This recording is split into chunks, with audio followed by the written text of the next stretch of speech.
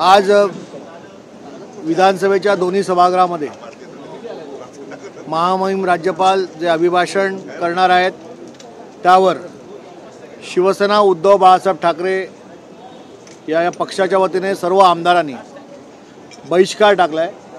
त्याचं कारण बेळगाव कारवार सीमा प्रश्नी ज्या पद्धतीने एकीकरण समितीच्या कार्यकर्त्यांना त्या ठिकाणी अटक केली जाते, त्या ठिकाणी सभा घेण्यासाठी परवानगी दिली जाते, कुठेतरी बेळगाव कारवारमध्ये राहणाऱ्या आमच्या सीमावासियांवरती हा मोठा अन्याय आहे।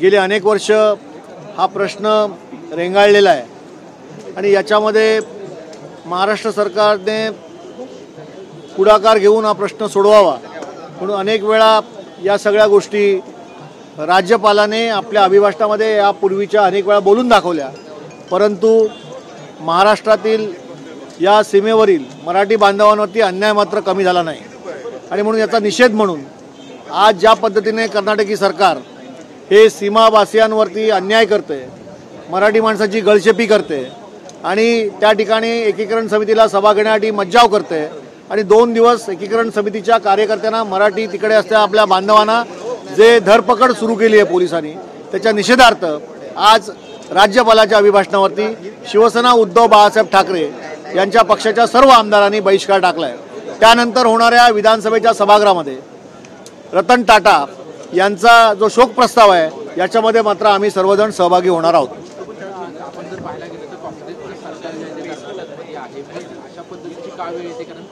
सरकार कोणाचंही असू दे, महाराष्ट्र एकीकरण समितीच्या पाठीमागे शिवसेना उद्धव बाळासाहेब ठाकरे यांचा पक्ष खंबीरपणे उभा आहे। कोल्हापुरात देखील आमच्या जिल्हाप्रमुखांनी याबद्दलचं तीव्र आंदोलन केलेलं आहे आणि त्यामुळे महाराष्ट्र एकीकरण समितीच्या त्या बांधवांना, सीमा बांधवांना कुठच्या पद्धतीचा त्रास झाला नाही पाहिजे म्हणून आम्ही या ठिकाणी ज्या पद्धतीचा त्या ठिकाणी सरकारशी ज्या पद्धतीने वागलं जातं आहे, मराठी बांधवांना त्रास दिला जातो आहे, एकीकरण समितीला सभा घ्यायला विरोध केला जातो आहे, परवानगी दिली जाते आणि धरपकड केली जाते, याच्या निषेधार्थ आम्ही आज राज्यपालांच्या अभिभाषणावरती बहिष्कार टाकतोय।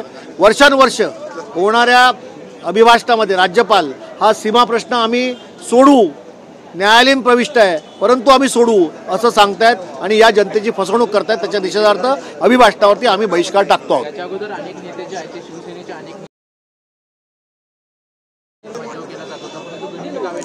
नाही, यावेळी असं आहे की मुंबईचा महापौर असताना मी देखील त्या ठिकाणी गेलो होतो। काळा दिवस जो असतो तो त्यासाठी मला निमंत्रित केलं होतं। तिकडच्या कानडी पोलिसांनी माझी गाडी आतमध्ये येण्यासाठी मज्जाव केला होता, तर देखील गणेमी गावांनी पोचलो। त्या ठिकाणी असणाऱ्या कानडी बांधवांनी मराठी तिकडे असणाऱ्या आमच्या पदाधिकाऱ्यांची कार्यालय तोडली, डोकं फोडली, रक्तपात केला, तरी देखील शिवसेना प्रमुखांचा निर्धाडा साधीचा शिवसैनिक म्हणून ती परंपरा कायम ठेवून त्या ठिकाणी सभा घेतली आणि पुन्हा मी महाराष्ट्रात आलो। त्यामुळे शिवसेनेला हे काही नवीन नाही आहे, निश्चित होईल। गरज पडल्यास पूर्ण शिवसेना बेळगाव कारवारमध्ये जाऊन या मराठी माणसाच्या पाठीमागे खंबीरपणे उभी राहील। निश्चित जातील, ती वेळ आली तर आदित्य ठाकरे, उद्धव ठाकरे साहेब आणि शिवसेनेचे सगळे नेते हे बेळगाव कारवारमध्ये जातील। सर, हिंदी में बता दीजिए, बेळगावी के मुद्दे पे यूनियन टेरिटरी बना देना चाहिए, ऐसा कहा है आदित्य ठाकरे ने। क्या स्टैंड रहेगा उद्धव ठाकरे की? ऐसा है कि राज्यपाल का अभिभाषण में हर साल बेळगाव कारवार सीमावासियों के वो जो न्यायालयीन प्रविष्ट जो है खटला, उसके ऊपर हम निर्णय लेंगे, उनको हम वहाँ पर राहत देंगे, ऐसा बोला जाता है, लेकिन कुछ किया नहीं जाता। आज 2 दिन पहले राज्यपाल के अभिभाषण के पहले वहाँ पर बेळगाव एकीकरण समिति के कार्यकर्ताओं को सभा लाने को मज्जाव किए गए। वहाँ मराठी जो हमारे बेळगाव कारवार समिति के जो पदाधिकारी है उनको पुलिस पकड़ रही है, ये निषेधार्ह है और इसीलिए राज्यपाल के इस अभिभाषण के ऊपर हम बहिष्कार डालेंगे। और एक बात बता दीजिए कि उद्धव ठाकरे और पार्टी के टॉप लीडर्स जो है क्या बेळगावी जाएंगे? बिल्कुल जाएंगे। ऐसी अगर नौबत आती है तो उद्धव जी, आदित्य जी और शिवसेना के सारे नेता, केवल नेता नहीं कार्यकर्ता भी बेळगाव में जाएंगे।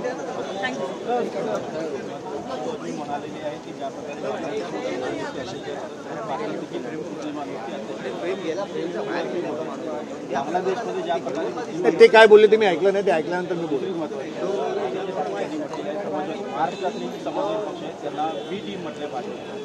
आदित्य ठाकरे शिवसेनेचे नेते आहेत आणि त्यांनी जर बोलले असतील तर ते योग्य आहे।